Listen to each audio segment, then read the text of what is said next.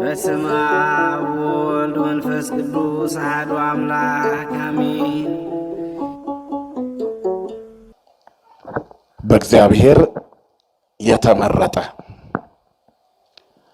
ኦሪት ዘጸአት ምዕራፍ 32 ቁጥር 26 ላይ የምናገኘው ቃል በእግዚአብሔር የተመረጠ እግዚአብሔር የመረጠው ሕዝብ ወይም ደግሞ የእግዚአብሔር ሰውነት መንፈሳዊ ቁመና በሉት ርዕሱን ከፈለጋችሁ በእግዚአብሔር የተመረጠ ማንነት ነው። መኖርም መሞትም መመረጥ ነው። እግዚአብሔር የወደደውን አቆይቶ ይሰራበታል፣ የወደደውን ደግሞ አሰርቶ ይወስደዋል። ሞት መረገም ቢሆን ኖሮ እና አቡነ ተክለ ሃይማኖት አይሞቱም ነበር።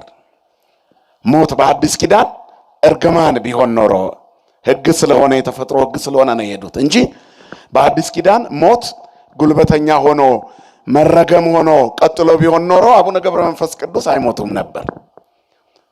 ቅድስት አርሴማ እናታችን አትሞትም ነበር። ቅድስት ክርስቶስ ሰምራ አትሞትም ነበር።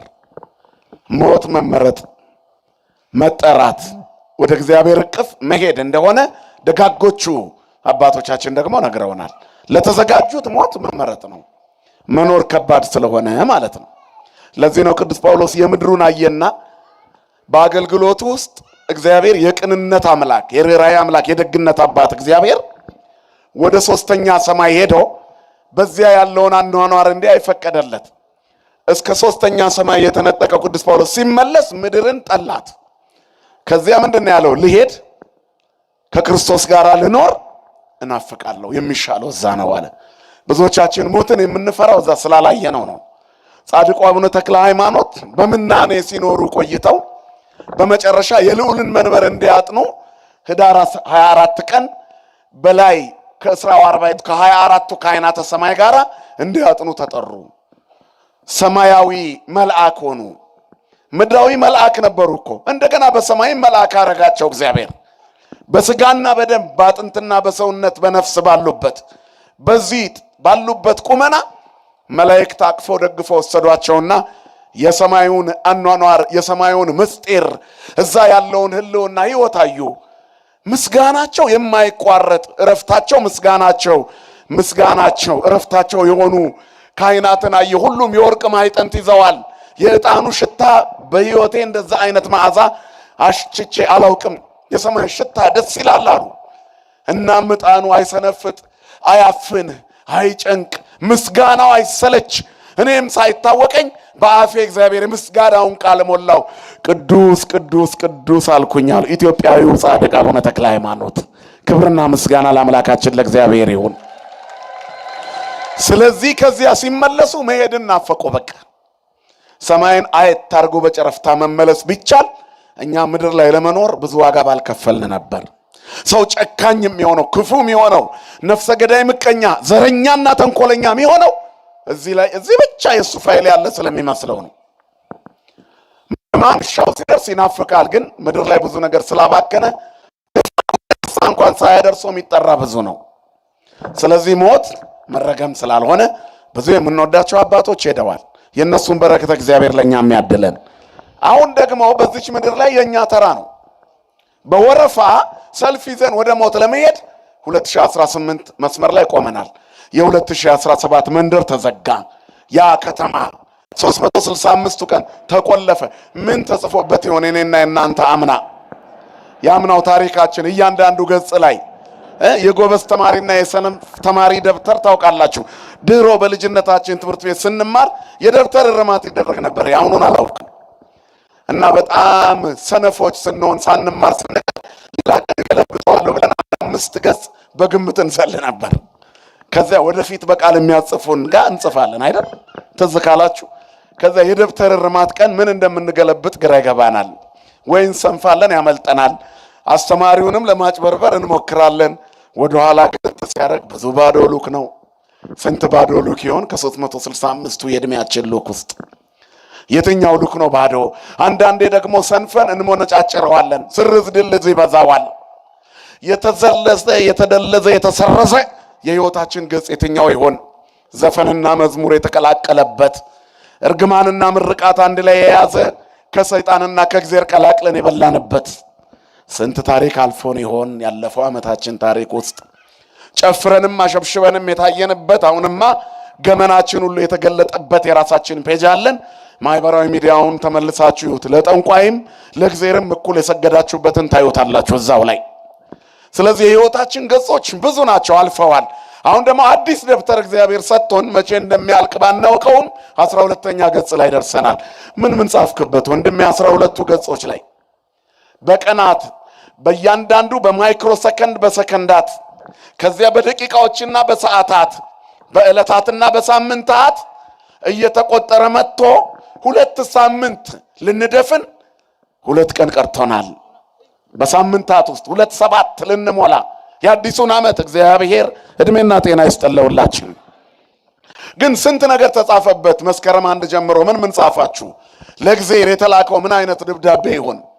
የትኛው ገጻችን ያማረ ነው? ነገስ ምን ልጽፉ ተዘጋጅታችሁ ይሆን? ስንት ሰው ነው የፍርድ ቤት ቀጠሮ ያለው፣ የርግማን መርሃ ግብር ያለው፣ የጭካኔ ሐሳብና ዕቅድ ያለው፣ የዝሙት ቀጠሮ ያለው፣ የተንኮልና የርግማን ቀጠሮ ያለው ስንታችን? ከኛ መካከል ስንት ይሆን? ዛሬስ በሐሜት ፔጁን ሙልት አድርገው የዋለ ስንት ሰው ይሆን ከኛ መካከል? በውሸት ገጹን ሞልቶ የዋለ ስንት ይሆን? እግዚአብሔር ተሸካሚ ነው። ኃጢአታችን ግንባራችን ላይ ቢጻፍ እመሰ አንተ ኃጢአተኑ ትተአቀብ እግዚኦ እግዚኦ መኑ ይቀውም። አንተ ኃጢአትን ብትጠባበቅ ኃጢአተኑ ትተአቀብ እግዚኦ መኑ ይቀውም። አቤቱ ማን ይቆማል በፊት? ኃጢአታችን ግንባራችን ላይ ቢጻፍ ኖሮ ማን ይቆማል በፊቱ? ማን? የሁላችንንም ታሪክ መዳፉ ላይ ያዘው። አረ አንድ አባባል አለ እኮ አባቶቻችን የሚሉት በአባባል ደረጃ ቅዱስ ገብርኤል እግዚአብሔርን እንደው አንድ ጊዜ ዓለምን አንተ እንደምትይዘው በመዳፌ ይዤ ልያት ብሎታል። እኔ እንዳየው እንድታይ ፈቅድልህ ይሆናል፣ እኔ እንዳለፍኩ አይተህ አታልፍምና አልሰጥህም አለው ይላሉ አባቶቻችን። የእግዚአብሔርን ትዕግስት ለማስገንዘብ የተጻፈ ታሪክ ነው የሚል አባባል። እግዚአብሔር ታጋሽ ነው እኮ በጣም ታጋሽ። የህይወታችንን የመጽሐፍ ታሪክ እንደፈለግን ኖረን በምላሳችን ጻድቅ ሆነን ሁሌ እንኖራለን። ሰው በምላስ የሚጸድቅ ቢሆን ኖሮ ማንም ሲኦል አይገባም። ግን አሁን ምናልባት ሲኦል የተጨናነቀ አይመስለንም በኃጢአታችን ብዛት። ከቅዱሱ መጽሐፍ ሚዛንነት ተነስተን ራሳችንን የት ጋር እናድርገው ብንል ልባችን ይነግረናል። ለገነት የሚስማማ ህይወት ማናችንም የለንም። እግዚአብሔር ግን መሐሪ ነው። መጽሐፍ ሁሉ በድለዋል፣ ኃጢአት ሰርተዋል፣ የእግዚአብሔር ክብር ጎሏቸዋል ይላል። መሐሪው እግዚአብሔር ግን ገመና ሸፋኝ ነው። መሐሪው እግዚአብሔር ግን ይቅር ባይ ነው። ያችን እኮ ሴት በድንጋይ ልትወገር ስትመጣ ንጽሕት ነሽ አላላትም። ሊገድሏት የመጡት ግን የባሰባቸው ናቸውና ንጹሕ ከሆናችሁ ምቷት አላቸው። ዛሬ ቢሆን ንጹሕ ነኝ ብለን ትልቁን ኮብልስቶን የምንጭንባት እኛ ነን። እዛች ሴት ላይ ስትዘሙት አገኘናት ተብላ ፊት ለፊት አምጥተው ጌታ ፊት ምን እናርጋት? በሕጋችን ሙሴ በድንጋይ ትወገር ብሏል፣ አንተ ምን ትላለህ አሉት። ከእናንተ ማን ንጹሕ የሆነ ይውገራት አለ። ግን ህሊና ነበራቸው ሰዎቹ። በጣም ደስ የሚለው ታሪክ ይሄ ነው። እኛ እኮ ህሊና የለንም። አሁን ፈራጁ የበዛ አይመስላቸውም? የሚፈርድ እኮ በዝቷል። ስም የሚሰጥ አቅጣጫ የሚያስቀምጥ ሞልቷል እኮ። የራሱ የህይወት አቅጣጫ የተዛነፈበት፣ መንገዱ የጠፋበት፣ መንፈሳዊው ቁመና የተዛነፈበት፣ የት እንደሚሄድ ግራ የተጋባ ግን መንገድ አሳያለሁ የሚል መንገድ የጠፋበት፣ መፍትሄ ሰጭን የሚል መፍትሄ አጥሰው የበዛበት ዘመን ላይ ያለ ነው። እግዚአብሔር ከዚህ ይሰውረን። አንድ ሰው በህይወቱ ደስተኛ ሆኖ ስለማያውቅ ሐኪም ጋር ሄደ። ሳይካትሪስት ጋር፣ የስነ አእምሮ ሐኪም ጋር። በሰለጠነው ዓለም ነው። በእኛ ሀገር የተጨናነቀና የተቸገረ ሰው በሃይማኖት ደረጃ ጥሩ አበንስሐ ካለው በቂው ነው። ከሳይካትሪስት በላይ ነው። ትልቁ አእምሮን ዘና የሚያደርግና መንፈስን የሚያረጋጋ ወደ ልብ የሚመልስ ትልቁ የምክር መንገድ ቢኖር መንፈሳዊ ምክር ነው። ምክር ሰናይት ለኩሉ ዘይገብራ ነው። ቀዳሚ ያለ ጥበብ ፈሪሃ እግዚአብሔር። ተጨንቆ የመጣውን ሰው እግዚአብሔርን መፍራት ስታስተምረው የህይወት መስመሩ ከዜሮ እንደሚጀምር ያውቃል። ትላንት የነበረ ታሪክህ እግዚአብሔር ቂመኛ አምላክ አይደለም። ዛሬ ስትጀምር ይሰርዘዋል። አንተ ከህሊና የተነሳ አትረሳው። ምን ነው እንደው በልጅነታችን ሰርተን የምንጸጸትባቸው ታሪኮች እኮ አሉ። ያ ዘመን ያ ነው ይላል እግዚአብሔር። ንስሐ ከገባሽ በኋላ ይቅር ሲል የሚረሳ አምላክ ነው ያለን። ክብርና ምስጋና ለስሙ ይሁን። ረስቼዋለሁ የሚል እግዚአብሔር ይቅር ባይ አባት ነው። ይቅር ሲል የሚረሳ። መርሳት መዘንጋት የባህሪ ሆኖ አይደለም፣ ይተወዋል ማለት ነው። ይተወዋል። አንቺ ትላንት እንዲህ ነሽ አይሉ ዘውሩ ተወልደ አይኑ በርቶለት ሲመጣ ያ ዕውር የነበረው ነው እንዴ አሉ ሰዎች። በድሮ ታሪኩ ጠሩት። አሁን ግን አይናማ ነኝ አለ። እግዚአብሔር ሲያገኘን እንቀየራለን እኮ። ከአሳዳጁ ሳውል ውስጥ ጳውሎስን ያወጣው ማን ነው? እግዚአብሔር አይደለም እንዴ? ከተጠራጣሪው ጴጥሮስ ውስጥ ስምዖን ውስጥ ጴጥሮስ አለት ያወጣው እግዚአብሔር እኮ ነው። ከተጠራጣሪው ቶማስ ውስጥ ሙሉ ሐዋርያነትን ያወጣ ማን ነው? እግዚአብሔር አይደለም እንዴ? አያችሁ፣ ከሃዲውን ጴጥሮስ ተመልሶ የራሱ አደረገው። የገሊላውን አሳ አጥማጅ የቤተ ክርስቲያን መሪ የሰማይ ቁልፍ ያዥ አደረገው። እግዚአብሔር ታሪክ ይቀይራል። ስሙ የተመሰገነ ይሁን። እግዚአብሔር ታሪክ የሚቀይር አባት ነው። ይቅር ባይ። ትልቁ ምክር ያለው ቤተክርስቲያን ውስጥ ነው። በዛኛው ዓለም የታመመው ሰው ይመጣና ዶክተር አለው ሳይካትሪስቱን፣ እኔ በህይወት የተደስቼ አላውቅም። የአእምሮ ሕክምና ያስፈልገኛል፣ ክትትል ያስፈልገኛል። የተዛነፈ ነው። በህይወቴ ደስ ብሎኛ አያውቅም አለ። ኧረ ተው ችግር የለውም ዛሬ መፍትሄውን ታገኛለህ አለው። ምንድነው መፍትሄው ብሎ ጠይቋል። መፍትሄውማ ከዚህ አሁን ካለውበት ከኔ ሆስፒታል አለፍ እንዳልክ 3 ቤት እንዳለፍክ 4ኛው ቤት እከሌ እከሌ የሚባል አንዳንድ የተለያዩ ሰርከስና አስቂኝ ትርኢቶች የሚያሳይ እከሌ እከሌ የሚባል የታወቀ ሰው አለ። የኔም በሽተኞች የሚያስቅልኝ እሱ ነው። ከተወለደ ጀምሮ ስቆ ማያውቀውን ሰው ሁሉ የሚያስቅ ሰው ነው። እሱ ጋር ሂድና ግባ እጽፍልሃለሁ ብሎ ሊልከው ሲል ዶክተር ሌላ ሐኪም ቤት ካለ ላከኝ አለው። ምን ነው ሲለው ያ በሽተኞችን እየላክ ማከማቸው ሰውዬ እኔ ነኝ አስቂኝ አለ። ስቄ አላውቅም። አያችሁ፣ ምላጭ ቢያብጥ በምን ይበጡታል ይላሉ አባቶቻችን። ውሃ ቢያንቅ ነገሩኝ እስኪ በምን ይውጡታል? ውሃ ራሱ ካነቀ ሌላ ነገር ቢያንቅ በውሃ ይዋጣል። ያ ትልቁ ሰው ሰዎችን የሚያዝናናው መፍትሄ የሚሰጠው ሰው በሽተኛ ሆኗል። ከባድ ነው። ሐኪም ታሞ ሲቸገር መድኃኒት እጁ ላይ ያለ ለብዙ ፈውስ የሆነ እግዚአብሔር ከዚህ ይሰውረን ሁላችንን። ስለዚህ በብዙ መልኩ አሁን እንደ ውሃ የሚያንቀው እኛም የምናንቅ ሰዎች ሆነናል ነው ምላችሁ። ሐኪም የምንመስል በሽተኞች፣ መፍትሄ የምናሳይ የሚመስል ለራሳችን መፍትሄ ፈላጊዎች፣ በችግር ውስጥ ያለን የሌላውን ችግር የምንፈታ የምንመስል በርካቶቻችን ነን። የሃይማኖት ተቆርቋሪዎች የምንመስል ግን ሃይማኖቷን የምንቆፍራት እኛ ነን እኮ ሳናውቀው። የሚገድሏችሁ ሁሉ እግዚአብሔርን የሚያገለግሉ የሚመስልበት ዘመን ይመጣል። ለአሕዛብ ብቻ መሰላችሁ? ለእኛም ነው። ቄሱንና ጳጳሱን እየረገምን እየሰደብን ቤተ መቅደስ ባዶ እንዲሆን እየሰራን እንደሆነ እንኳን አይገባንም። አገልጋዮች ላይ የምናደርገው የንግግርና የስድብ ውርጅብኝና ዶፍ መቅደሱን ባዶ እንደሚያደርገው አናውቅ። እግዚአብሔር የተሸከመውን ካህን አንድ ቀን ስላየነው አናልፈውም። እሱ የዕድሜ ልክ ኃጢአታችንን እኮ ንስሐችንን ሰምቶ ይዞት 60 ስገጂ 100 ስገጂ ብሎ ቀኖና ሰጥቶ ቁረቢ ብሏል። አንድ ቀን ሻይ ሲጠጣ ብታዩ አታልፊውም። በስድብ ስንቧጭሮ ነው የምንውለው። አደባባይ ላይ አውጥተን እናሰጠዋለን። የእኛን ገመና ተሸፍኖ የሰው መግለጥ የምንሮጥ ሰዎች ነን። እግዚአብሔር ይቅር ይበለን ሁላችንን። ስለዚህ የምንኖረው በእግዚአብሔር ትከሻ ላይ ነው። የተሸከመን እግዚአብሔር አልደከመውም። እኛ ግን ተሸከሙኝ ያላሉትን ሰዎች እየገፈተርን እየጣልን ነው፣ እኛ ላይ ሳይቀመጡ። እግዚአብሔር ሁላችንንም ከትከሻው ላይ አያወርደን ወገኖቼ። ተሸክመናል። የምንኖረው በፍቅሩ ትከሻ ላይ ተቀምጠን ነው። በትዕግስቱ ትከሻ ላይ ተቀምጠን ነው። እግዚአብሔር እንደዚህ ነው። አያንሸራተትም ትከሻው፣ አይጥልም ትከሻው፣ አይዝልም ስለተሸከመን። አይደክመውም። አባት ነዋ። አባት ምን ቢደክመው ልጁን አይጥለውም። ስሙ የተመሰገነ ይሁን። ስለዚህ በእግዚአብሔር ቸርነት እዚህ ደርሰናል። ከዚህ በኋላ ምንድነው እቅዳችን? እግዚአብሔር ከመረጠው ሕዝብ ጋር የእግዚአብሔር ሰውነት ይዘን ነው የምናልፈው። ትልቁ ነገር ይሄ ነው። በብዙ መከራና ስቃይ ውስጥ ብዙዎቻችን አለን። የመኖር ስጋታችን ጨምሯል። ደስ የሚሉ ነገሮች ከፊታችን የሉም፣ ግን እናልፈዋለን። ማን ካለ ከኛ ጋር? እግዚአብሔር ካለ ነው። ስለዚህ እግዚአብሔር የመረጠው ቁመና ያስፈልጋል።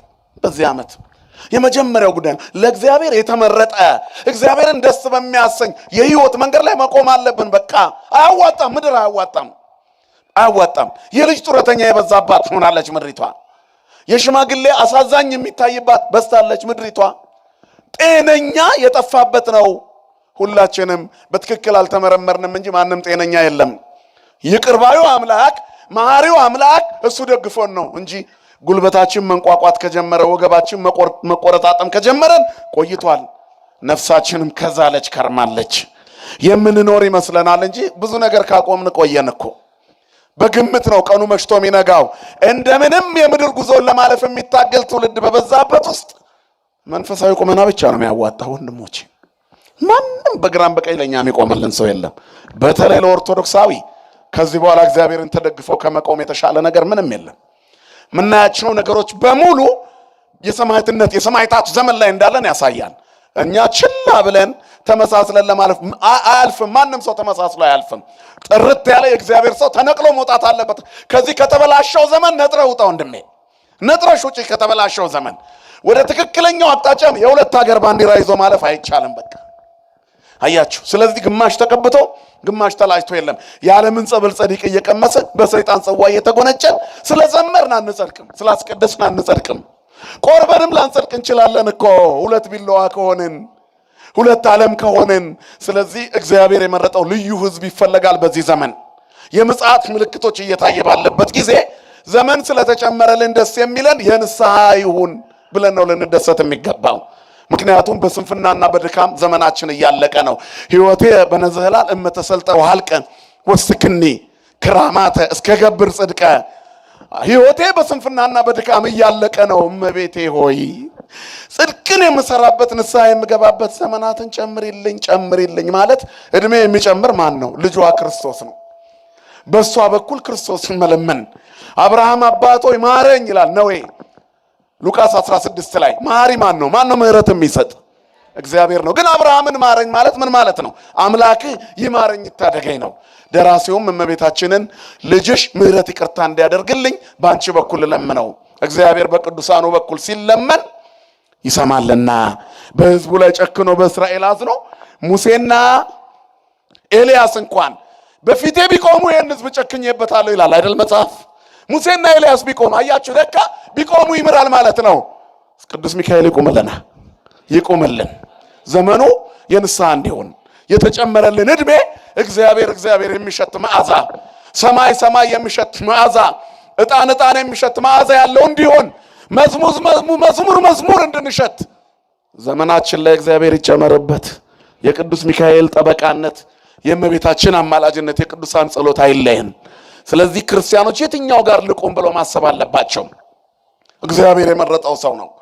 ሙሴ ሕዝቡን ሰብስቦ በአንድ ትልቅ መድረክ ላይ ይቆምና ዛሬዮ እግዚአብሔር ይምጻሐቤ፣ እግዚአብሔር የመረጠው በእግዚአብሔር የተወደደ ወደ እኔ ይምጣ፣ እግዚአብሔርንም የወደደ ከዓለም ይልቅ መንፈሳዊነትን የመረጠ ከስጋዊነት ይልቅ መንፈሳዊነትን የመረጠ መዝሙር የመረጠ ስግደት፣ ንስሐ፣ ጾም፣ ጸሎት የመረጠ ወደ እኔ ይምጣ አለ። ቅዱሳኑ እንዲህ ነው የሚጠሩን።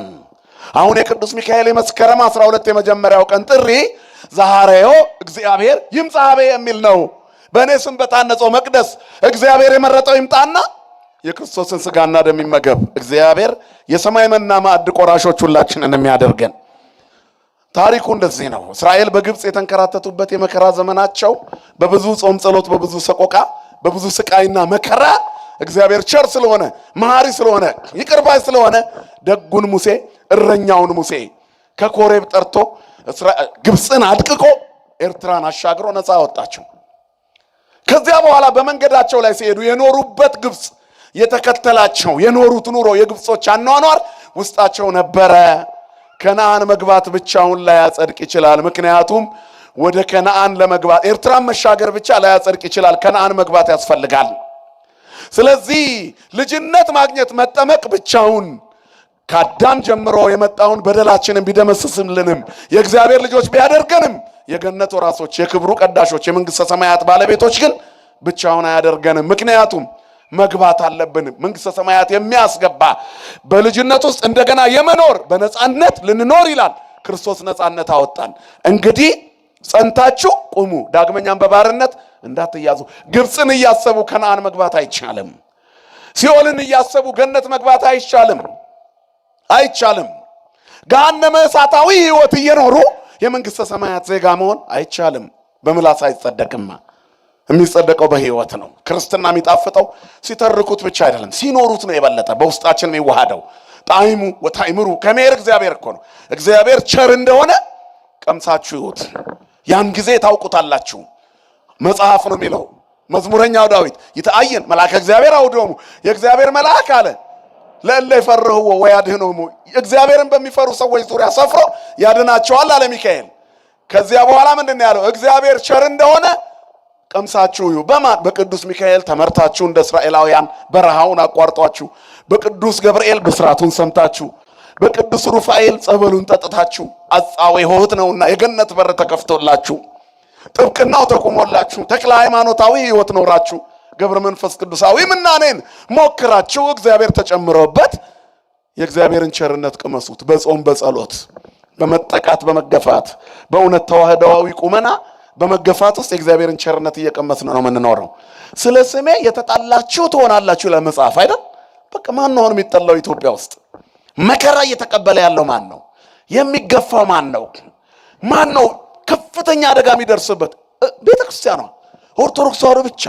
መጥቶ ቋንቋዋ ላይ እንኳን እኮ መዝመት ጀምረዋል። ያልተኬደ ዘመቻ የለም። እማንቱ ሰይታጎላው አንተ ሰቴ ይሄ ሁሉ ያልፍና ደግሞ ታሪክ ሆኖ ይነገራል። እግዚአብሔር የተመሰገነ ይሁን። ሁሉ ያልፋል በጊዜው። ስለዚህ የተወደዳችሁ የእግዚአብሔር ቤተሰቦች አሁን የእግዚአብሔር ሰው ያስፈ ይሄ ሁሉ ግርግር ስቦ ካስቀረን ግን ዋጋ የለንም። ስለዚህ እስራኤል ከብዙ ባርነት ከብዙ መከራ ከብዙ ሰቆቃ ከወጡ በኋላ መና እየበሉ የሚኖሩበት የሚጓዙበት በረሃው እንዳይሰለቻቸው የግብፅ ሐሳብ ከውስጣቸው እንዲወጣ አምልኮ ጣዖት እንዳይሰለጥንባቸው እግዚአብሔር ሊታደጋቸው ፈለገ። ስለዚህ ታቦት ያስፈልጋቸው ነበረ። እሱ አድሮበት እነሱን የሚቀድስበት ቀልጦ የተሰራ ምስል እየሰገዱ እንዳያስቸግሩ ለተጠረበ ምስል እንዳይሰግዱ ትእዛዛቱን እየሰራላቸው የተቀረጸ ምስል አትስገዱ እያለ ለነሱ ደግሞ ታቦት ያዘጋጅ ነበር። ታቦትና ጣዖት ይለያያል። እግዚአብሔር ያዘዘው ታቦት፣ ግብጾች የሚያመልኩት ጣዖት ነው። ስለዚህ ወደ ታቦት ዞረው እግዚአብሔርን እንዲያገኙት ይህን ሕግ ሰራላቸው። በዚህ መካከል ግን ሙሴ ታላቁ መሪያቸው ኢያሱን ይዞ ተራራው ላይ ሲወጣ አሮንን ይህን ሕዝብ አደራ መና ሲወርድ እየበላ ሰንበትን እያከበረ እግዚኦ እግዚኦ እያለ ይቆይ ብሎ አዞት ሄዷል። ሊቀ ካህናቱ አሮን ነው። ተራራው ጫፍ ላይ ወነበቦን ከእግዚአብሔር ጋር 570 ጊዜ ሙሴ ሲነጋገር 40 ቀን ሞላው። ሰው ከባልንጀራ ጋር እንደሚነጋገረው እግዚአብሔር ከሙሴ ጋር እንደ ጓደኛ አናገረው። እግዚአብሔር ሲወድሽ ባልንጀራ ያደርግሻል። እግዚአብሔር ሲወድህ ባልንጀራ ያደርጋል፣ ወዳጅ ያደርጋል። ወዳጅ ለኛ የቆሰለው ቁስልና የሞተው ሞት ወዳጆቼ ብሎ እንዲጠራን አድርጎታል። እየሞተልን ለሞት ዳርገ ነው ወዳጆቼ እኮ ነው የሚለው አይደል? ዘካርያስ 13 ትንቢተ ዘካርያስ 13 ላይ ቁጥር 6 የተቸነከረ እጆቹ የተወጋ ጎኑን የተበሳ እግሮቹ በደም ተለውሰው ቆስለው ቁስሉን አዩት። ይህ ሁሉ ቁስል ምንድነው ብለው ይጠይቁታል ይላል። ይሄማ በወዳጆቼ ቤት የቆሰልኩት በጣም ልብ የሚነካ ቃል እኮ ነው። በወዳጆቼ ቤት አለ እስከ መስቀል ሞት ዳርገህ ወዳጄ ይላል። ሞቶልህ ለመገረፉ ለመደብደቡ ምራቅ እሱ ላይ ለመተፋቱ በመቃናቱን ለመመታቱ አይኑን ታስሮ ለመጎተቱ 14 ጊዜ ለመውደቁ እርጥም መስቀል ተሸክሞ በቆሰለ ተከሻው ታላቁን የቀራንዮ ተራራ መውጣቱን ይሄን ሁሉ ስለ ወዳጆቼ አደረኩት አለ። ይሄ ሁሉ ምክንያት ሆነን ወዳጅ አለን። ክብርና ምስጋና ይድረሰው። ምን አለን እኛ? የኛ ቁመና ከእግዚአብሔር የፍቅር ስጦታ ጋር ሲነጻጸር ኢምንት ነው። የተወደዳችሁ የእግዚአብሔር ቤተሰቦች እግዚአብሔር ፍቅር ነው የሚለው ቃል 3 ፊደል ብቻ አይደለም። ፍቅር የሚለው ቃል እኛ እየኖርነው እንዳለው አይነት ኑሮ አይደለም። በፍቅር ትንታኔ እግዚአብሔር ለኛ ሁሉንም ነው። ለሚወደው ይሄን ያህል ይቀርባል። ሙሴን ወዶት ነበርና ያውም በዘመነ ጥንተ አብሶ በዚያ ዘመን ገና አዳም ወድቆ የአዳም ልጆች ሁሉ ሲሞቱ ሲኦል በሚገቡበት ጊዜ ሙሴን ግን ይወደው ነበረ። ባሪያዬ ሙሴ በመካከላችሁ ነብይ ቢኖር በራእይ ነው የምገለጥለት ወይንም በህልም በራእይ አናግረዋለሁ። ሙሴ እንደዚህ እኮ አይደለም አላቸው። ከኔ ጋር ፊት ለፊት ይነጋገራል። ሙሴ የእግዚአብሔርን ፊት ያያል አለ። ክብርና ምስጋና ይድረሰው። ፊቱን ለሚወዱት የሚያሳይ እግዚአብሔር እንዲህ ድረስ እግዚአብሔር ሙሴን ወዶታል። የእግዚአብሔርን ፊት ያያል ሙሴ። እግዚአብሔርን የሚያይ ማን አለ? ለእግዚአብሔርስ አልቦ ዘርእዮ ነው አይደል? እግዚአብሔርን ያየው አንድስ እንኳን የለም። ሙሴ ግን የእግዚአብሔርን ፊት ያያል ራሱ እግዚአብሔር ነው። ምክንያቱም ቸርነቱ ርኅራኄው በእግዚአብሔር በሙሴ ፊት ይመሰገን ነበር። እግዚአብሔር እንደ ፀሐይ አብርቶ ይወርድ ነበር። ድምፁን ስለሰማ በምስክሩ ታቦት ፊት ቆሞ ስላናገረው የደመና አምዱን ስላየ እግዚአብሔርን ፊት እየተባለ እንደ ሙሴ አንጸባራቂ ነብይ የለም። ማን ይበልጠዋል ከእመቤታችን በቀር? እመቤታችን የሙሴን ፊት አብርቶ ተገልበብለነ ሙሴ ተሸፈንልን ይሉት ነበር እስራኤል። ያንን ታላቁን ብርሃን ድንግል ማርያም እናታችን በማኅፀኗ ይዘዋለች። ስሟ ለዘላለም የተመሰገነ ይሁን። ማንም የማይነጥቃት ክብር መጽሐፍ ቅዱስ ውስጥ አለ። ያልታደሉ ስዕሏን ስለቀደዱ እሷን የጎዱ ይመስላችኋል? እነሱ ናቸው የሚቀደዱት። አውቀውትስ ቢሆን የክብርን ጌታ ምን ባላሉት ነበር ይላል መጽሐፍ፣ ባልሰቀሉት ነበረ። የእመቤታችን ስዕል ከተወደደ ልጇ ጋር ነው። የስጋዌ ስዕል ነው። ስዕል አድኅኖ ነው። የስዕሉ መቀደድ አይደለም እኛን የሚያሳዝነን። ይሄንን ያደረጉና ያስደረጉ አስተባባሪዎች ተቀደው መቅረታቸው ነው የሚያሳዝነን። ከእግዚአብሔር እቅፍ ተገንጥለው መቅረታቸው። በየትኛውም መንገድ ክፋት የሚያጸድቅበት ምድር ላይ አይደለም ያለ ነው። የትኛውም ሃይማኖት ቢሆን ይህን ደግ አደረግክ አይለውም። የክፋት አምላክ የለም አለ እንዴ? የሚያመልኩት ክርስቶስን ከሆነ እኮ እናቲቱ ናት። የእናቱን እንደዚህ ምራቅ ተፍተውባት ልጁ ጎሽ እናቴን እንዲያረግሽ የሚል መሰላቸው። ሃይማኖት ድራማ ሲሆን ሰይጣን ልብን ይሰወራል። ዲያብሎስ ከማዕፀን መንጠቅ ሲጀምር ሰዎች ዝሙትን እንደ ነፃነት ያውጃሉ። ስብከቶች ተራክባዊ ወይንም በዘመኑ ቋንቋ ወሲባዊ ይሆናሉ። ነውር አደባባይ ላይ ይወጣል። ስለ ጽድቅ ማውራት በሚገባው አጭር ዘመን ውስጥ ሰይጣን ስለ ኃጢአት እያስወራንና ኃጢአት እያሰራ ብዙዎቹን ነጥቆ ወደ ባህር ወረወራቸው። ብቻውን መጨረሻ ላይ ገሃነም እንዳይገባ የዚህ አይነት ገሃነማዊ ፍጥረታትን እያመረተ ነው። እግዚአብሔር ቤተሰቦቻችንን ይጠብቅልን። ስለዚህ እግዚአብሔር ፍቅሩ ከሚነገረው በላይ ነው። በቋንቋ የሚገለጥ አይደለም። ታጋሽ አምላክ ስለሆነ ነው አሁን ያለንበት ደረጃ እንጂ እግዚአብሔር ለሁሉ ወዳጅ ነው። እግዚአብሔር ይህንን ሁሉ መከራ፣ ይህንን ሁሉ ስቃይ፣ ይህንን ሁሉ የመስቀል ሞትን ታግሶ የሞተላትን ጌታ ረስታ እሱ ያለበት እናቱ ያለችበትን ስዕል እየቀደዱ ጽድቅ አለ ብላችሁ ታስባላችሁ? በየትኛውም ሎጂክ አያዋጣም እኮ። ኦርቶዶክሳዊ ተዋሕዶ ቤተክርስቲያን ቆፍጣና ልጆች ነው ያሏት። በየትኛውም መንገድ አይፈቀድም። እኛ እንኳን እንድንሳደብ ይፈቀዳል? ንገሩኝ እስኪ። አንድ ሼክ ሙስሊም ሆኖ እዚህ ቢመጣና ቢጠመቅ አሁን እዚህ ጋር ለምስክርነት የሼክ ልብስ ቢለብስ ትፈቅዱለታላችሁ? እንኳን እኛ እናንተም አትፈቅዱም። ከወጣ በኋላ ምን አስለበሰው? የለቀቀውን ማሊያ ቡድን ማሊያ እንደገና ለብሶ መውጣት እኮ በራሱ ሌላ ስራ ያስቀጣል አይደል? በዓለም ሕግ የጠላት ልብስ መልበስ ይቻላል? ንገሩኝ እስኪ። አይቻልም። ካወለቀ ነው። እኛ ቤት እንዲህ የለም። እዚህ ቤት ከፕሮቴስታንት ከመጣ ከረባቱን ያወልቃል፣ ነጠላ ይለብሳል። ያው ዩኒፎርሙ እሱ ነው ብዬ ነው፣ ይቅርታ ይደረግልኝ።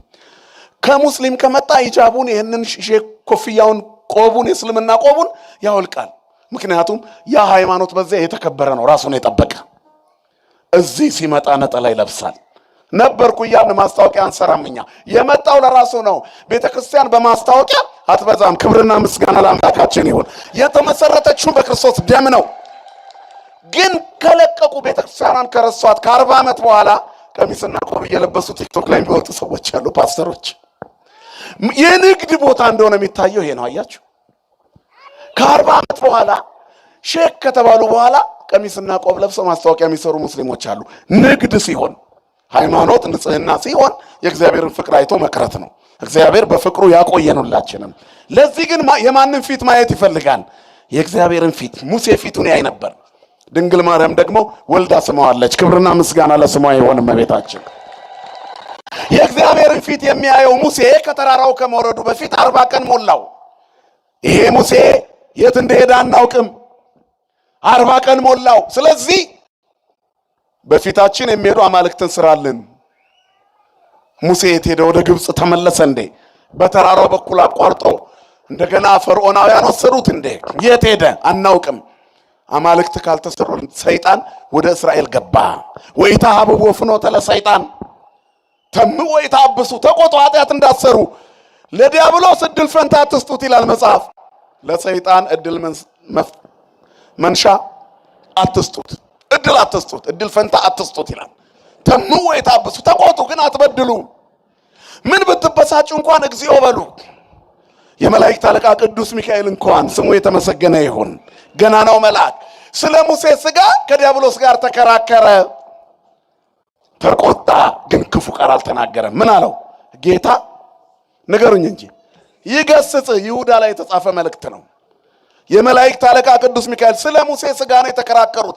ቅዱሳን ከሞቱ በኋላ ያማልዳሉ አያማልዱም እያሉ ይጠይቁናል። ከዚህ በላይ መፍዘዝ እኮ የለም። ሰይጣን አይምሯችንን እንዳያደነዝዘው ይጠብቀን መድኃኔዓለም። ከሞቱ በኋላ ቅዱሳን ምንም ጥቅም የሌላቸው ከሆኑ ቅዱስ ሚካኤል ስለ ሙሴ ሥጋ ምን አከራከረው ከዲያብሎስ ጋር? ሞቷል ብሎ አይተወውም ነበር? በጣም ቀላል እኮ መንገድ ነው። ለዚህ እኮ ብዙ መማር አያስፈልግም። ስለ ሙሴ ሥጋ ሚካኤልና ዲያብሎስ ተከራከሩ። ለምን? የሙሴ ሥጋ ቅዱስ ነው፣ ቅዱስ ነው ሙሴ። እግዚአብሔር ያዕቅብ ኩሉ አዕጽምቲሆሙ ለጻድቃን። የጻድቃንን አጥንቶቻቸውን ማን ይጠብቃል? ንገሩኝ እስቲ። እግዚአብሔር ይጠብቃል። እግዚአብሔር የመረጠው አጥንቱ ይጠበቃል። መዝሙረኛው ዳዊት ነው ያለው፣ እግዚአብሔር ያዕቅብ ኩሉ አዕጽምቲሆሙ ለጻድቃን፣ አዕጽምቲሆሙ ለጻድቃን። የጻድቃንን አጥንቶቻቸውን ይጠብቃል እግዚአብሔር። በመንገዱ ላይ አጥንቶችን ያጠናል ይላል ኢሳይያስ 18:11 ላይ። እግዚአብሔር ሁል ጊዜ ይመራሃል፣ ነፍስህን ከመልካም ነገሮች ያጠግባል፣ አጥንቶችንም ያጠናል። አንተም እንደሚጠጣ ገነት ውሃውም እንደማያቋርጥ ፈሳሽ ትሆናለህ። የሚጠጣ ገነት ውሃው የማያቋርጥ ፈሳሽ ይሆናል። ሰው የእግዚአብሔር ሰው ሲሆን ክብርና ምስጋና ለስሙ ይሁን። የሚቋረጥ ቅድስና አልተሰጠንም። ምድር ላይ ታሪኩ ሰው የሚያበቃ ከሆነ ሃይማኖት ምን ይጠቅማል? በስጋ ብቻ ከሮጥንበት ሊበቃ እኮ ነው አይደለም። ስለ ሙሴ ሥጋ ተከራከሩ። ከዛ አልተቆጣም ሚካኤል። የዲያብሎስ ንግግር ዕውቀት የጎደለው ክፋት የተሞላው ተንኮል የበዛበት እንደሆነ ጥመት ያለው እንደሆነ ሲያይ ምን ብሎ ገሰጸው? እግዚአብሔር ጌታ ይገስጽህ አለው። አሁንም በክፋት መንገድ የሚመጡትን ጌታ ይገስጽልን፣ መድኃኔዓለም ይገስጽልን። በዚህ ልክ ነው ሙሴ፣ በዚህ ልክ የከበረ የእግዚአብሔር ሰው ነው። ሚካኤል ከሞተ በኋላ የሚከራከርለት፣ ከተቀበረ በኋላ የሚከራከርለት ነው ሙሴ። ህዝቡን እየመራ የመጣው ሙሴ ግን የት እንደሄደ አናውቅም። ጣዖት ካላመለክን አሉ እስራኤል። ሰይጣን ወደ ልቡ ሲገባ ሰው ወረተኛ ይሆናል። በዚህ ዓለም ላይ ትልቁ የሰይጣን ነገር ወረት ነው። ፍቅርን አቀዝቅዞ ጥላቻን ወልዶ መለያየትን አምጥቶ እስከ መገዳደል የሚያደርሰው ወረት ነው። መድኃኔዓለም ከወረት ይጠብቀን። ወረተኛው የእስራኤል ህዝብ 40 ቀን ቆያሉ። መና እያወረደ የሚመግባቸውን፣ ባህር ከፍሎ ያሻገራቸውን፣ ጠላቶቻቸውን እጁን ሲዘረጋ የሚገድልላቸውን፣ መንገዳቸውን እየጠረገ የሚመራቸውን ጠንካራውን ሙሴ፣ ክቡደ መዝራዕት የሆነውን ሙሴ፣ ብርቱውን ሙሴ፣ እጁን ዘርግቶ የሚውለውን ደከም ሲል አሮንና ኢያሱ የሚደግፍ እስራኤል። ሙሴ እጁን ሲያወርድ እስራኤል ይሸነፍ ነበረ ይላል። ከጠላት ጋር ሲዋጉ በመንገድ ላይ በጉዞአቸው ላይ መሰናክል ሲገጥማቸው ሙሴ እጁን ሲዘረጋ እስራኤል ያሸንፍ ነበር።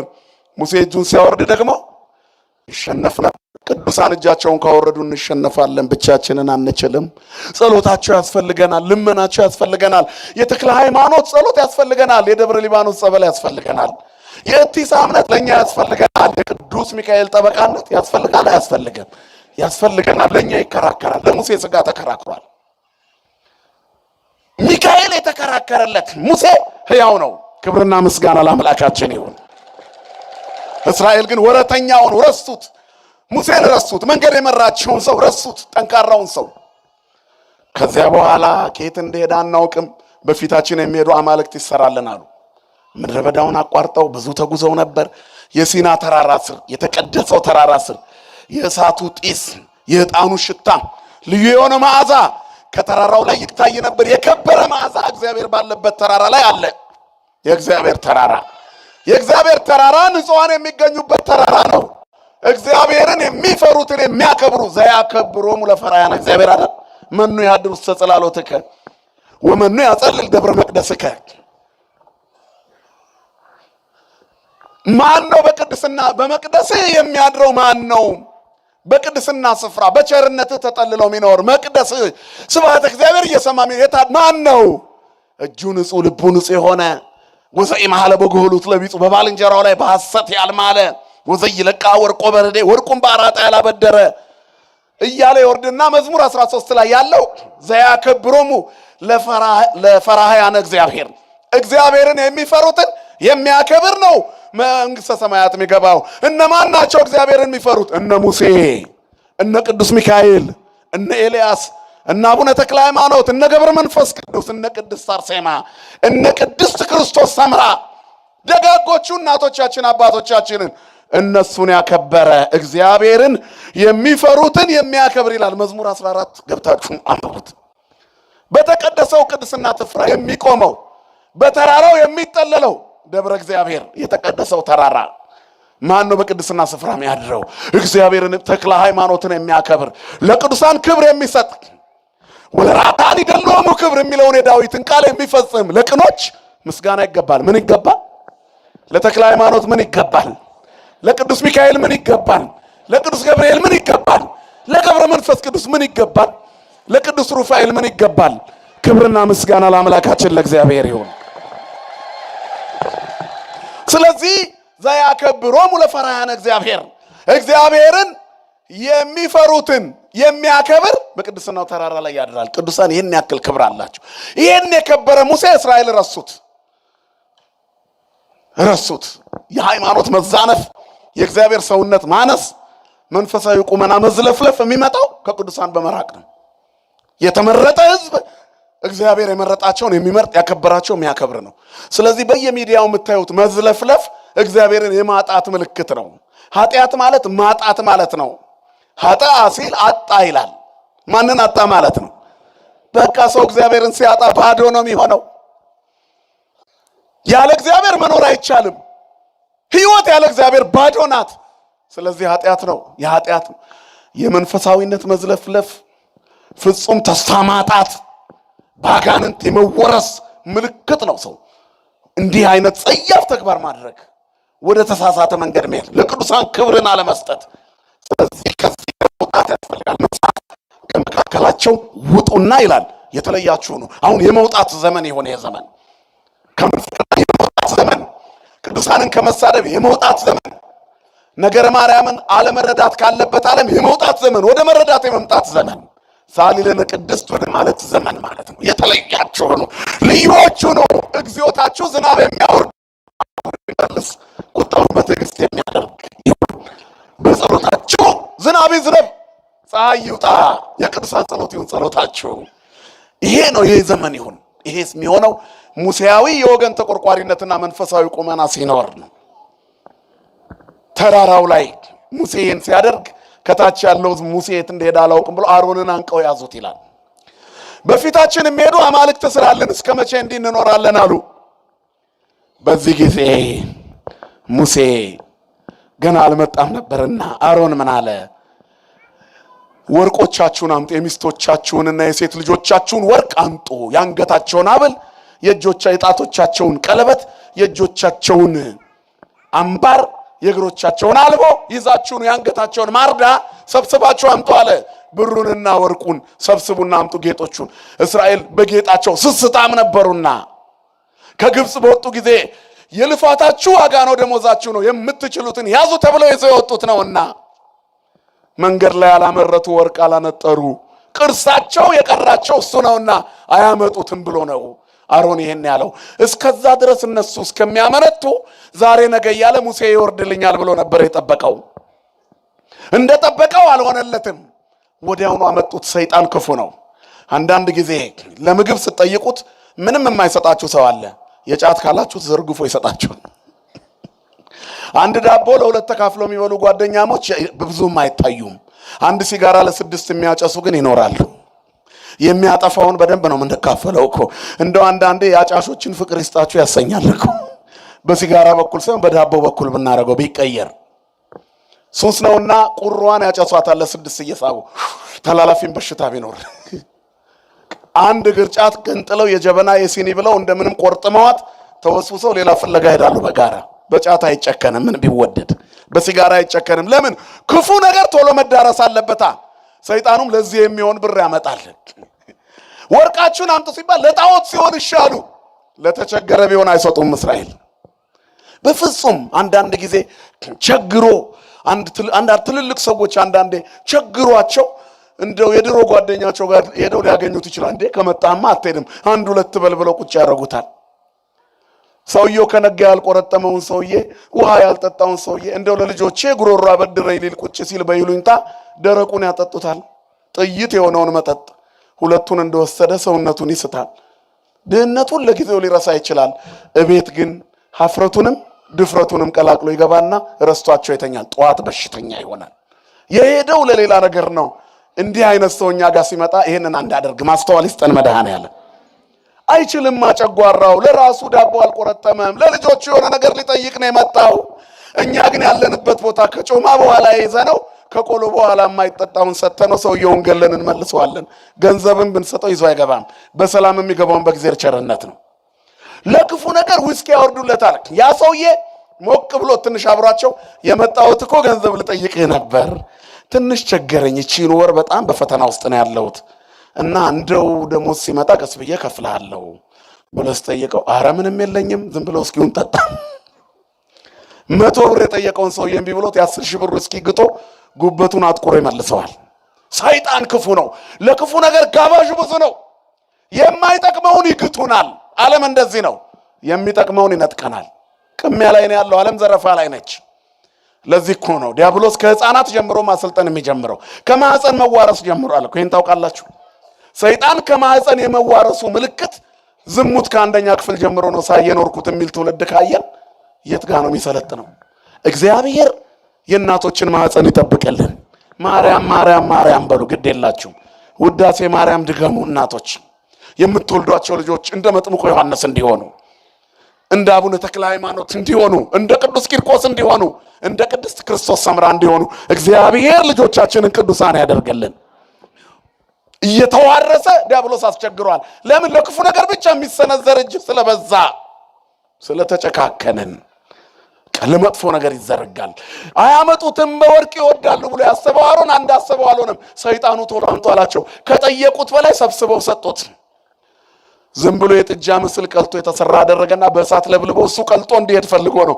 ቢወረውረው ያማረ ያብረቀረቀ የላም ቅርጽ ይዞ ብቅ። ከዚያ በኋላ የነገ የእግዚአብሔር በዓል ነው አለ። ታላቁ እግዚአብሔር በአንድ ጥጃ ቅርጽ በላም ቅርጽ ተቀየረ። ሰይጣን ሲያሰክረን እንደዚህ ነው። እኩያው ከእግዚአብሔር ጋር እኩያ ያደርገናል። አንዳንድ ነገሮችን ከሌላ ቤት ስትሰሙ እግዚአብሔር በጣም የተደፈረበት ሆኖ ይታያል። እኛ እኮ ልዩነታችን በስዕለ ማርያም ብቻ አይምሰላችሁ። ስዕለ ማርያሙ ላይ ጌታ እኮ አለ። መነሻችን ጌታም ነው። ስሙ ለዘላለም የተመሰገነ ይሁን። የተቤዠን አምላክ ብቻውን ተአምራት የሚያደርግ ዘገብረ አብየ ወመንክረ ባህቲቱ እያልን የምንዘምርለት ብቻውን ታላላቅ ተአምራት ያደረገ አዳምን በራሱ ዘገብሮ ለአዳም በዘዚአሁ አርአያው አምሳል እያልን የምናዜምለት ቅዱስ ቅዱስ ቅዱስ የምንለው እግዚአብሔር መች በደረጃው ተመለከ በዚች ምድር ላይ? ወደ ሌላው ሳንገባ በነገረ ክርስቶስ መች ተግባባን? ጥጃ አቁሞ እግዚአብሔር ነው እንደማለት ያለ ኪሳራ የት አለ? መጥቶ በመስቀል ላይ የዋለውን ጌታ አማላጅ ነው ከማለት በላይ ኪሳራ የት አለ? ስለ ትህትና ወርዶ ደሙን ስላፈሰሰ እኩያ አድርጎ ማሰብ፣ የማይገቡ ቃላቶችን ጽርፈቶችን በእግዚአብሔር ላይ በክርስቶስ ላይ እንደ መናገር ያለ ስህተት የት አለ? ደካሞችና ደፋሮችና ኩሮዎች ሆነው ኃይልና ስልጣን ያላቸውን እንኳን ሲሳደቡ አይንቀጠቀጡም ይላል። ምን አይነት ስልጣን? መለኮታዊ ስልጣን። ቅዱሳኑን ሙልጭ አድርጎ ሰድበው ገምግሞ ክርስቶስን እኩያ ያደረገ ትውልድ ላይ ነው ያለነው። ልብ ይስጠን መድኃኔዓለም። ስለዚህ እግዚአብሔር የመረጠው ሕዝብ ያስፈልጋል። ከዚህ የወጣ ትሁት ሕዝብ፣ መድኃኔዓለምን የሚፈራ ሕዝብ፣ ቅዳሴ የሚያስቀድስ ሕዝብ፣ የሚቆርብ ሥጋው ደግሞ የሚቀበል ሕዝብ፣ ልጆቹን በሰንበት መቅደስ ሳያስነካ የማይውል ሕዝብ ያስፈልገዋል እግዚአብሔር። የተመረጠ ልዩ ሕዝብ። ስለዚህ እነዛ ሁሉ መስገድ ጀመሩ። የመስዋዕት ቀን ነው አለ አሮን። ከዛም በኋላ የሚሰማው ዘፈን ተሰማ እየወረደ። ከመውረዱ በፊት እግዚአብሔር ሕዝብህ ትቶኛል አለው። ሕዝቤ ሕዝቤ ሕዝቤ ሲል ነበረ በሙሴ አፍ ለፈርዖን ሕዝቤን ልቀቅ ይልሃል እግዚአብሔር ብሎት የለ? የእግዚአብሔር ሕዝብ ነበር እስራኤል የሚባለው። ልክ ፊቱን ወደ ጣዖት ሲመልስ ሕዝብህ አለው ለሙሴ። አሁን አንተ የምትመራው ሕዝብ ከኔ ወጥቷል። እንዲህ ከመባል ይሰውረን መድኃኔዓለም። ሙሴ ግን ደግ ሰው ነው፣ ቅዱስ ነው። ቅዱሳን የምንወዳቸው ለዚህ ነው። ያንተ ያልሆነ ለኔ መች ይሆናል? እኔም ትቼዋለሁ እንደፈለግህ አድርገው አላለም ሙሴ። የቅድስናን ጥግ ይሁ እግዚአብሔርም ጨካኝ ሆኖ አላለም። ይሄን ቃል ህዝቡ ላይ በጣም ስላዘነ ነው። ሩሩ አባት ነው። ግን የሙሴንም ልብ ያውቃልና የሙሴን ደግነት አርአያ ላይ ያደርግ። ልጅ በጣም ሲረብሽ ባልና ሚስቶች ምን ይባባላሉ? ባክሽ ይሄ ልጅሽን እኮ እዛ መንገድ ላይ እንዲህ ሲያደርግ አየሁት ይላታል። ጥሩ አድርጎ ከመጣ በትምህርቱ ጎበዝ ከሆነ ግን ልጅሽ ይላታል ጎበዝ የኔ አንበሳ ልጄ። ሲያጠፋ ልጅሽ፣ ሲያለማ ልጄ። አያችሁ እግዚአብሔር ይህንን ነው ያደረገው። በጣም ሲጠፉበት ህዝብ አለው አይመጥነውም አለ እግዚአብሔር። ለእግዚአብሔር የሚመጥን ልጅነት ይስጠን ሁላችንንም። ልጅነታችን እግዚአብሔርን የሚመጥነው እግዚአብሔር በእኛ አምላካቸው ሊባል አያፍርባቸውም ይላል ለመጽሐፍ።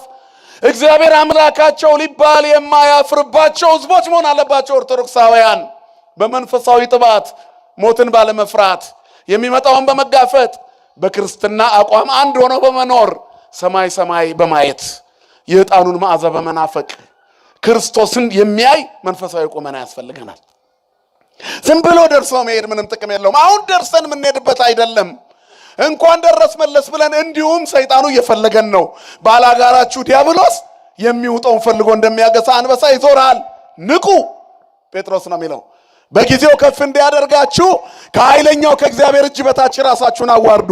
እርሱ ስለ እናንተ ያስባል። የሚያስጨንቃችሁን በእርሱ ላይ ጣሉት። በመጠን ኑሩ፣ ንቁ። ባላጋራችሁ ዲያብሎስ የሚውጠውን ፈልጎ እንደሚያገሳ አንበሳ ይዞራል። ሰይጣን እየዞረ ነው ወንድሞቼ እህቶቼ። የሚውጠውን ፈልጎ እንደሚያገሳ አንበሳ ሊጫወትብን በዙሪያችን ሰፍረዋል። ክፉ ዘመን ላይ ነው ያለነው። የተመረጠ ህዝብ ያስፈልገዋል። ስለዚህ ህዝብ ሲለው ሙሴ ደነገጠ። ምን አጠፋ ህዝቡ? ይሄን ህዝብ አጠፋዋለሁ አለ እግዚአብሔር። አንተን በሌላ ህዝብ ላይ ሾመሃለሁ ላጥፋው አለው። አይተው እንግዲያውስ ህዝብ በድሏል። ሙሴ እየወረደ ዘፈን ሰማ። ያለ ልክ ሰምቶ ማያውቀው ዘፈን፣ ሰምተንም ማናውቀው ጩኸቶች እኮ እየሰማን ነው። ከሰይጣን ጋር ዓለም የመዋሉ ምልክት እኮ ይሄ ነው። አብረውት ብዙ ዓመት የተጓዘውን ህዝብ ሰምቶ ማያውቀውን ዘፈን ሰማ። ግጥምና ዜማው ከዲያብሎስ ነዋ። ኧረ ይሄ ነገር ምንድን ነው? እንዲህ አይነት ዘፈን ሰምቼ አላውቅም አለ ሙሴ። ከዛ ኢያሱ ምን አለው? የድል ነሺዎች ድምፅ አይደለም፣ የምስጋናም ድምፅ አይደለም፣ የሰካራሞች ድምፅ ነው። ጉሽ ጠላ የጠጡ የወይን ጠጅ ያበዙ ሰዎች የሚያሰሙት ድምፅ ነው። ምንፍቅና ስካር ነው። አሁን የሰካራም ድምፆች በስተዋል።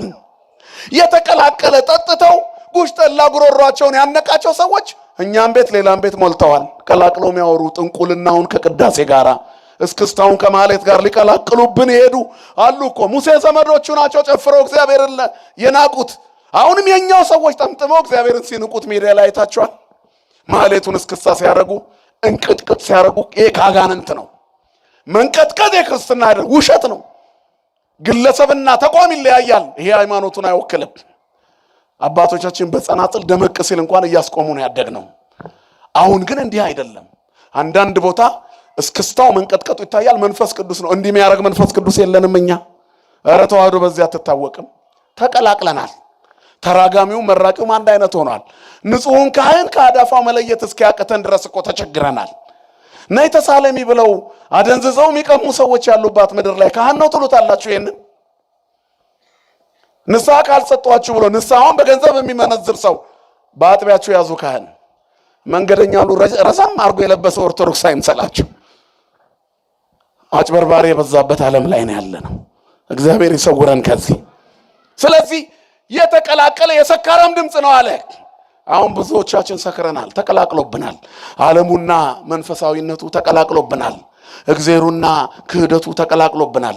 የትኛው ጋር ቆመን እያስቀደስን እንደሆነ እንኳን አናውቅም። እየመጣን እያለ ቆሞ ሸዋ እዚህ ጋራ ትርኢት የሚሰራ ራቁቱን የሆነ ሰው ታገኙታላችሁ፣ ድሬድ ያደረገ። ከዛ ራሱን እየገረፈ የቤተክርስቲያኑ አጥር ላይ እሪ ሲል ልታስቀድስ እኮ ነው የመጣው፣ እዛው ትቆማለህ። የታባታችሁ እነዚህን ቄሶች ያጠጣልኝ ይሄ ነው ጻድቅ ትላለህ። ራሱን ሲገርፍ ቆሞ እንደማየት ያለ ጭካኔ የለም እኮ። ሰው ራሱን የሚቀጣ ከሆነ በገዳም ዘግቶ ነው። የምን ትርኢት ማብዛት ነው? የቀረጻ ድብደባ አለ፣ ወንጀል እኮ ነው። በዚህ ልክ ነው። የክርስቶስ አካል ነው አካላችን አይደል? የክርስቶስን አካል የመቱት አይሁድ ናቸው። ሰው ራሱን በአደባባይ ከቀጠቀጠ አይሁድ ነው ማለት ነው፣ ክርስቲያን አይደለም። ግን አታውቁትም። ያ እናንተ በጣም ጻድቅ ነው ያላችሁት ሰውዬ እስከ መጨረሻ ብትከተሉት የት እንደሚገባ ታዩታላችሁ። ብዙ ማስረጃ ስላለኝ ነው የምነግራችሁ። ሰክረናልኛ የሰካራሞች ድምፅ በዝቷል በየመንገዱ ምላችሁ ለዚህ ነው። ቅዳሴውና ዘፈኑ ካልተቀላቀለ የሚሉ ሰካራሞች በዝተዋል። ጥጃ ይዘው እግዚአብሔር ነው እያሉ ሰገዱ። ከግብፅ ያወጣን ጥጃ ነው አሉ። እግዚአብሔር እኮ ነው ነፋሳትን አምጥቶ ውሃን እንደ ግድግዳ ያቆመ። በአፍንጫው እስትንፋስ ውኆች ተከመሩ፣ ፈሳሾችም እንደ ክምር ቆሙ። ሞገዱን በባህር ውስጥ ረጋ። እግዚአብሔር ተዋጊ ነው ስሙም እግዚአብሔር ነው ብለው የዘመሩ አንደበቶች ጥጃውን እግዚአብሔር ነው አሉ። የላሙን ቅርጽ እግዚአብሔር ነው ይሄ ከግብፅ ያወጣን አሉና ይዘፍናሉ። የሰካራሞች ድምፅ ነው አለ ኢያሱ። እውነቱን ነው። ሲወርድ ህዝቡ ተበላሽቷል። ጣዖት ግራና ቀኝ ተተክለዋል። ሁለቱን ጽላቶች እግዚአብሔር ሰርቶ የሰጠውን ወረወረው ይላል ሙሴ። ራሱን መሳተ። አንደኛው አንዱን ጽላት ሌላውን ሰበረው። ሁለቱም ጥጃውን ሰባበሩና ጣሉት። ጽላቱም ተሰበረ። ከዚያ እግዚአብሔር ለሙሴ ሌላ ጽላት እንዲሰራ አደረገው። ይሄ ራሱን የቻለ ተአምር ነው። እግዚአብሔር እንደሰራ በዛው ጽላት ቀጥሎ ቢሆን ኖሮ ዛሬ አድባራት ባልበዙ፣ ጽላቶች ባልበዙ ነበር። ምክንያቱም የመጀመሪያውን የሰራው ማን ነበር? ሰው እንዲሰራ አልተፈቀደለትም ነበር። ሁለተኛውን ግን ሙሴ ሲሰራ ማን እንዲሰራ ተፈቀደለት? ሰው እንዲሰራ ተፈቀደ። በዚህ ምክንያት በአዲስ ኪዳን የአዲስ ኪዳኑ ታቦት ክርስቶስ፣ የአዲስ ኪዳኑ ታቦት ድንግል ማርያም፣ በአዲስ ኪዳኑ ጽላት ክርስቶስ በትክክል እየተመለከ ስጋው እየተቆረሰ ደሙ እየተቀዳ መከራውን እየጣስን ይሄው አውለብልበናለን። ክብርና ምስጋና ለአምላካችን ለእግዚአብሔር ይሁን። ከዚያ በኋላ በማግስቱ ነው ሙሴ ህዝቡን ሰበሰበና የዛኑ ያን ሁሉ ካደረገ በኋላ ቆመ ይላል። ሰገነት ላይ ቆመና ወቆመ ቅድመ ትዕይንት ወይቤ ዛሬዮ እግዚአብሔር ይምጻቤ፣ እግዚአብሔር የመረጠው ሁሉ ወደ እኔ ይምጣ። ወተጋብኡ ሀቤሁ ኩሉ ደቂቀ ሌዊ፣ የሌዊ ልጆች በሙሉ ወደ እርሱ መጡ። ሌዋውያን ለጣዖት ያልሰገዱ የተለዩት መጡ። በሉ እንግዲህ የእግዚአብሔር በትር ህዝቡን ሳይቀጣው ወንድሜ እህቴ ሳትሉ ሰይፍ ያለው ሰይፉን ይምዘዝና ይቅጣ አለ። ከግማሽ ሚሊዮን በላይ ከሆነው ህዝብ 3000 ሰው ሲቀጣ የእግዚአብሔር ስራ በዚህ ቆመ። እግዚአብሔር መብረቁን አውርዶ ቢሆን ኖሮ እስራኤልም ሽክ ብሎ ባለቀ። ግን ሙሴ ምን ብሎ ለምኗል? እስራኤልንም ቀጣ። የገዛ ወንድሞቻቸውን ግደሉ ብሎ ቀጣ። እንዲቀጡ አደረገ። ኦሪታዊ ቅጣት ነው። ከዚያ በኋላስ እንደገና እግዚአብሔርን ምን አለው? ግብፃውያን ይሰማሉ አለ ሙሴ። ግብፃውያን ይሰማሉ። ከኛ ነጥቆ ያወጣቸው ለካ ራሱም ሊያጠፋቸው ነው። እኛ ላይ ያ ሁሉ መቅሰፍት ሲመጣ የነሱ ብቻ አምላክ መስሎን ነበር። አሁን ግን መንገድ ላይ ያጠፋቸው የወሰዳቸው ሊያጠፋቸው ነው ብለው አንተ ጨካኝ ያደርጉሃል። መግደል ባህሪ የሚስማማ አይደለምና ጌታ ሆይ ህዝቡን ይቅር በል አለ። እግዚአብሔርም ስለ ሙሴ ህዝቡን ማረ ይላል። ክብርና ምስጋና ለአምላካችን ለእግዚአብሔር ይሁን። ሰዓታችን አልቋል። ትምህርታችን ባያልቅም ግን የሚያስምር ቁመና ያስፈልጋል ነው። የቅዱሳን ቁመናቸው ይሄ ነው። ክርስቲያኖች የእግዚአብሔር ሰው ማን ነው?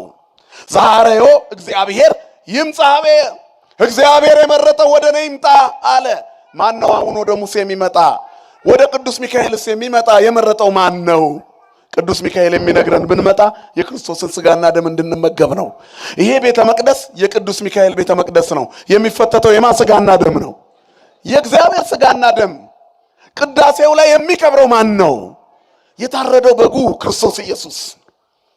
ያንን ነው የሚቆርሱት። ስጋውን በግ ይምጻ ብለው ካህናቱ በጉ ይምጣልን ይላሉ ቅዳሴው ላይ። ንርአዮ ባይንት በዓይኖቻችን እንየው ወንጥቦ ባይዳው፣ በእጆቻችን እንረደው እንቁረሰው። ይደመር ስጋው ምስለ ዝንቱ ህብስት፣ ስጋው ከዚህ ህብስት ጋር አንድ ይሁን፣ ይቀየር ይለወጥ። ወደሙ ይትካው ምስለ ዝንቱ ጽዋ፣ ደሙን በዚህ ላይ ይቀዳ። አንተ ከሰማያት የወረድከው የሕይወት እንጀራ እኔ ነኝ ብለሃልና ና በጉ ክርስቶስ ሆይ ና። በጽዮን ተራራ የቆመው በግ፣ ነጩ ጻዳው በግ፣ አብርሃም በተራራው ላይ ያረደው በዕፀ ሳቤቅ የታሰረው በግ። ዕፀ ሳቤቅ እመቤታችን ናት። የሁላችንንም ኃጢአት የተሸከመው በግ። ሙሴ እስራኤላውያንን ከግብፅ ሲያወጣ ያ የታረደው በግ የእስራኤላውያንን ኃጢአት ሁሉ የመለሰላቸው። በቤታቸው መቃንና ጉበል ላይ ቀቡት። ወደ ምድር የተላከውን መልአከ ሞት ደሙ መለሰ። የክርስቶስ ስጋና ደም ሞትን ይመልሳል። ያሻግራል። አዳፌ ነፍስ ነው ክርስቶስ፣ ነፍሳትን የሚያሻግር በሞት መንገድ ላይ ቆሞ ለህይወት በህይወት እንቅስቃሴ የሱ የሆኑትን የተመረጡትን ይለያቸዋል። ሞት እኮ ተራ ነገር ነው የክርስቶስ ለሆኑት። እኛ በጣም የፈራነው መግቢያችንን ስለማናውቀው ነው። እግዚአብሔር መጨረሻችንን ያብጅልን። ስለዚህ ይህንን የክርስቶስ ስጋና ደም እንዲፈተት ቅዱስ ሚካኤል ምን ይላል? ዛሃረዮ እግዚአብሔር ይምጻ ኀበየ፣ የተመረጠ እግዚአብሔር ሰው ይምጣ። እና ምእመናን ለ2018 ተመርጠናል። ወደዚህ እንምጣ። የእግዚአብሔር ሰውነት መለያው ይሄ ነው። የእግዚአብሔር ሰው እምነት የማያሰክረው የማይቀላቀልበት ጥጃ አስቀምጦ ይሄ እግዚአብሔር ነው እያለ የሰማይና የምድሩን ፈጣሪ በአንድ የወርቅ የቀለጠ ወርቅ ቅርጽ የማይስል እግዚአብሔር አምጻኤ ዓለማት ፈጣሪ ዓለማት ነው ብሎ የሚያምን ከፍ ያለ ነው የሚል ስጋ ስለለበሰ የማይንቅ ዮሐንሳዊ ቁመና የእግዚአብሔር ሰውነት ይሄ ነው። ዮሐንስ መጥምቀ መለኮት ዮሐንስ ርዕሰ አውደ ዓመት የተባለ ዘይመጽእ ኀበየ ዘሃሎም ቅድሜ ዘይደለወን ይፍታቶታና አሳኒሁ ምገሪሁ፣ የእግሩን ጠፍር የጫማውን ጠፍር ፈታው ዘንድ አልችልም፣ ከኔ በኋላ ነው የሚመጣው። 6 ወር ቀድመዋለሁ። የ6 ወር ታናሽ ነው። ምድር ላይ ሲወለድ ግን ከኔ በፊት የነበረ ነው። ወውቱ ያጠምቀክሙ በመንፈስ ቅዱስ እሳት፣ እሱ በውሃና እኔ በውሃና በመንፈስ አጠምቃለሁ፣ እሱ ግን በእሳትና በመንፈስ ቅዱስ ያጠምቃል ይመጣል ያላችሁ። ከዚያ በኋላ ታስሮ የመሰከረለትን ሰምታችኋል። ወእንቲያውሰ ተሰልጠት ወእንቲያውሰ ትበዝእ፣ የኔ ተፈጸመች ወፍሳዚያ የሰናው ተፈጸመ፣ የኔ ደስታ ተፈጸመ። ዘቦቱ መራት መራዊ ውእቱ ነው ያለው። ሙሽራይቱ ያለችው እርሱ ሙሽራ ነው። ሙሽራይቱ ቤተክርስቲያን ያለችው ክርስቶስ ሙሽራ ነው። በደሙ ቤተክርስቲያንን የቀደሳት ንጽሕት ያደረጋት የመረጣት ቅድስት ክብርት ቤተክርስቲያን ሙሽሪት በደሙ ቀድሷት በደም ቀራንዮ ላይ የተሞሸረላት ሙሽራዋ ክርስቶስ። ሙሽራይቱ ያለችው እርሱ ሙሽራ ነው። ቤተክርስቲያን ያለችው ጉልላቷ የሆነላት እርሱ ክርስቶስ ነው። ስለዚህ አለ ከዚህ በኋላ ቆሞ በሙሽራው ደስ ይለዋል። እኔ ደስ ብሎኛል። ወፍሳዚያ የሰናው ተፈጸመት፣ የኔ ደስታ አሁን ተፈጸመች። የእግዚአብሔር ሰው የመሆን የምስጢር አስተዳለው ፍኖቶ ለእግዚአብሔር ጽይሁ ፍኖቶ ለእግዚአብሔር ያልኩት አሁን ነው። እንግዲህ እኔ ጠርጌያለሁ መንገዱን፣ እሱ መጥቷል። ከዚህ በኋላስ ወእንቲአሁሰ ትበዝእ፣ የእሱ ትበዛለች። አዲስ ኪዳን ይሰፋል፣ ወንጌል ይስፋፋል፣ አብያተ ክርስቲያናት ይታነጻሉ። ክርስቶስ ሙሽራዋ የሆነች ቤተክርስቲያን ትበዛለች። የሙሽራዋ ቤተክርስቲያን ልጆች ሙሽራዋ ክርስቶስ የሆነላት ሙሽሪት የሙሽሪት ልጆች የተዋህዶ ልጆች በእያንዳንዱ መንገድ ውስጥ ባለው ፈተና ነጩን ልብስ ለብሰው በደም ያጌጠውን ተውበው ይኖሩባታል። የእግዚአብሔር ሰውነት መለያው ይሄ ነው። ስለዚህ ቁመናችን የሚንሰካከልበት ዓመት ያደርግልን መድኃኔዓለም። የእግዚአብሔር ሰው የተመረጠ ይምጣ የሚለውን አሜን ብለን የምንሰማበት ያደርግልን። አሁን የመለወጥ ዓመት ይሁን። በቃ ድንገት ነው እኮ ጓደኛን ሸኝተው የለ አንተ ነህ አሁን ተረኛው። ስትሄድ በይባቤ መላእክት በሰማይ በዝማሬ የሚቀበልህ ኃይል ሊኖር ያስፈልጋል። ስትሄጂ በሰማይ በዝማሬ የሚቀበልሽ ኃይል ያስፈልጋል። ያኔ እንከብራለን። ክብሩን እንድንወርስ ለመንግስቱ እንድንበቃ እግዚአብሔር ለሥጋው ደሙ ክብር ያብቃን። ንስሐ ገብተን ሥጋው ደሙ ተቀብለን የመንግስቱ ዜጎች ያደርገን። የተመረጥን ሕዝቦች ለጣዖት የማንሰግድ ከሰከረው ጋር የማንሰክር ጊዜ አነሳን ብለው እንደልባቸው ከሚናገሩት ጋር የማንሰለፍ አድርባዮች ሆነን ማኅተባችንን የምናላላ የአንገታችን ክር የማይረግብብን እንዲሆን እግዚአብሔር በእምነት ጽናት ያቆየን። ተዋህዶ ሃይማኖታችንን ይጠብቅልን። አጽራረ ቤተክርስቲያንን ያስታክስልን። እግዚአብሔር ልብ ላጡት ልቦና ይስጣቸው። የሰማይ አምላክ እግዚአብሔር ያከናውንልን። ይሄ ዓመት ለኛ ሁሉ የሚከናወንበት ዓመት ይሆንልን። በረከት የሚከናወንበት፣ ጽድቅ የሚሞላበት፣ ቅድስና የሚበዛበት፣ ሕፃናት ተወልደው በሰላም የሚያድጉበት፣ ቅዱስ ሚካኤል ጥበቃው መግቦቱ የማይለይበት፣ እስራኤልን በምድረ በዳ መና እያወረደ የመገበ እስራኤል ቅዱስ ሚካኤል እኛን እስራኤል ዘነፍስ የሆነውን ደግሞ ከበረከቱ ይመግበን። የእግዚአብሔር ቸርነት፣ የእመቤታችን አማላጅነት፣ የቅዱስ ሚካኤል ጥበቃ፣ የቅዱሳን አባቶቻችን ጸሎትና ምልጃ አይለየን። አሜን።